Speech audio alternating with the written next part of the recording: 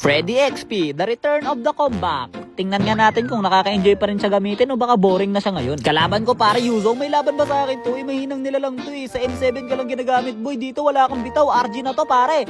Lumugar-lugar ka pare, lalo na naka-XP Freddy ako pare. Tumakbo ka dun, butiki. Tumakbo ka! Ay grabe, yung hina na ng damage. Wala. Pangit na mag-Freddy ngayon. Buti na lang pala, hindi ko na siya ginagamit. Ngayon ko na lang siya ginamit. Masusugurin niya pa ako ng ganun. Kala mo may bitaw ka sa akin pare? Kala mo may bita, yun lang. O sige, turtle fight. Ba't ako sasama sa turtle pare? Dapat nandito ako sa likod.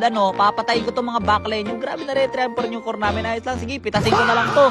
Nagkakaroon na nga kami ng konti paghihirap dito pare kasi sobrang sakit na ng kare nila. Tapos itong Yuzo, muntik pa niya ako mapatay kasi inahampas niya ako ng buntot niya. Pero buti na lang, hindi niya ako naabutan. Tapos akala ko makakatakas na ako pero hinahabol pala ako dito ni Franco. Ang bilis tumakbo ng ganun pero ayos lang kasi trade naman kami. Pero medyo nakabawi kami dito nung naligaw ng landas tong dalawa. Tapos apat kami, pinagtulungan namin sila. Boom! Nag-set na sa dalawa. 5-man set sa dalawa. Bang! Piti ang iro. Tapos after nun, sunod-sunod na sila nag-asim. Diba? Pinaguhuli na namin tong pangatlo. Tapos pinaguhuli na rin namin tong pang-apat. Wala na silang nagawa. Nagkanya-kanya na sila pare. Chokeris yarn. Akala namin pwede na namin tapusin yung game. Kaso nag-choke din kami. Nag-ubos kami pare isa-isa. Pero what?